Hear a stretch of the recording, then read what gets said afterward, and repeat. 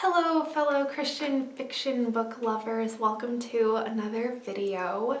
Today I am going to be doing a video that doesn't necessarily relate to Christian fiction. Two of the books I'm talking about are not Christian fiction. I do recommend these with caution just because they are not written by Christian authors, nor do they have that faith aspect in them, but they still really touched me. And yeah, anyway, let's just get on with it. So I can think of 3 books that I have read. I would pay money to have the experience of reading these 3 books again for the first time, because there is something about each one of them that I will explain that just is so jarring and gripping, and you don't get the same effect when you read it the second time because you already know what's going to happen. Okay, the first is The House at Riverton by Kate Morton. This book, I am left speechless just thinking about my feelings at the end of this book. I probably wouldn't have included this book in the video if it wasn't for the last page.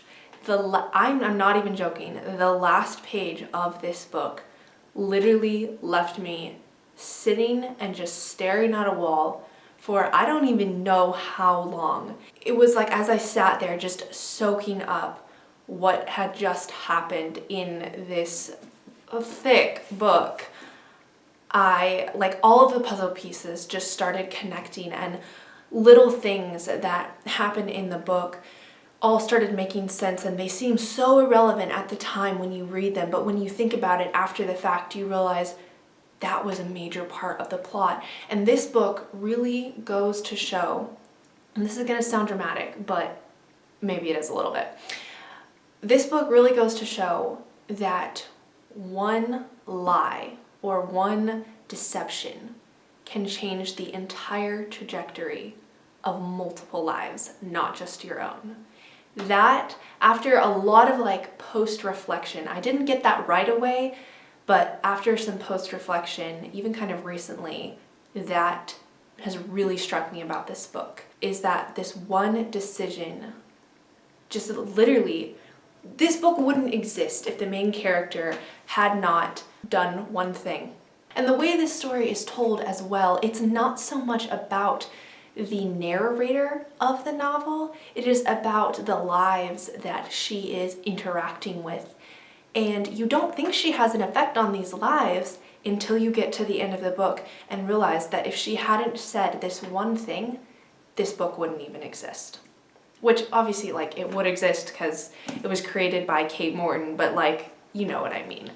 And I already know what the last page says now. I want to reread this again eventually, but I already know what the last page says. That shock factor isn't gonna be there. It'll still be there, but just not as much. So this is a gorgeous novel. So the second book that I'm going to be talking about is American Music by Jane Mendelsohn. I can count on one hand how many times I have chosen to stay up past midnight, myself chosen to do it. And finishing this book was one of those times.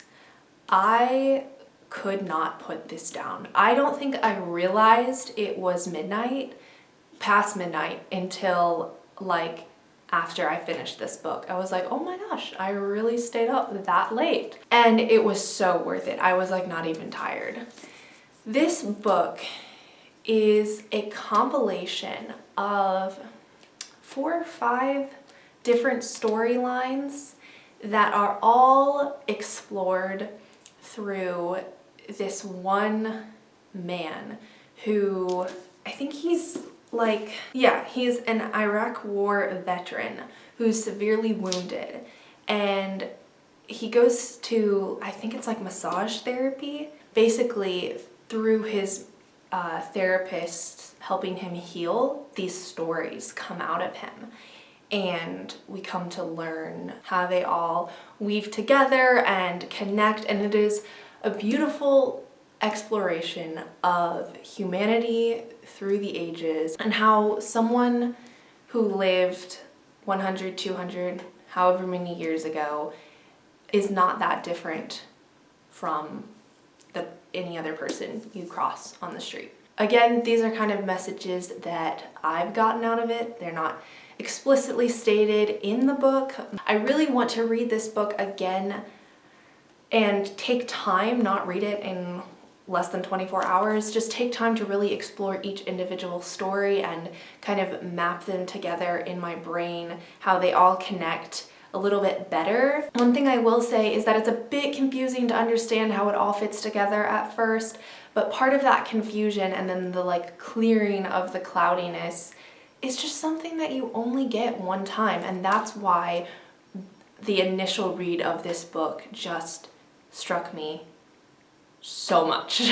Okay, the final book that I am going to be talking about is The Hidden Side by Heidi Chiavaroli. This book is basically about a mother whose troubled son ends up becoming a school shooter, and the whole book is about how the different members of the family cope with that. And there is a tie-in to the Revolutionary War, because that is mostly what Heidi Chiavaroli writes, is like a Revolutionary War in present day time split.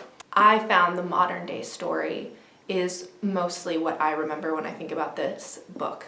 So just the story of Natalie, just her story and her daughter's story too, of how they cope with their son and brother having done this awful, terrible thing. I remember just like finishing this book and literally sitting in the bathroom just contemplating, like, what did I just read?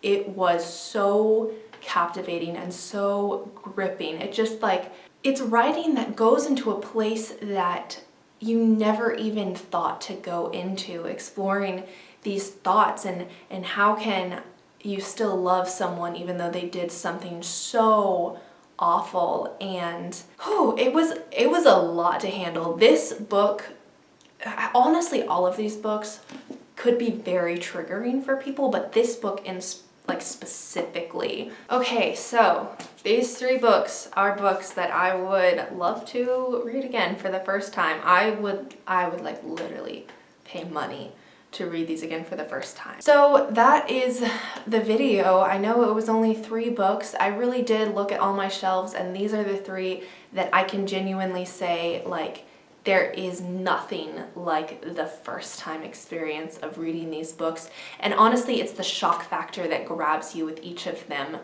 of just, whoa, the author really did that you only get from the first time of reading a book. So let me know if you have any books like that and what they are. I'd love to hear it, and why the first read is so important.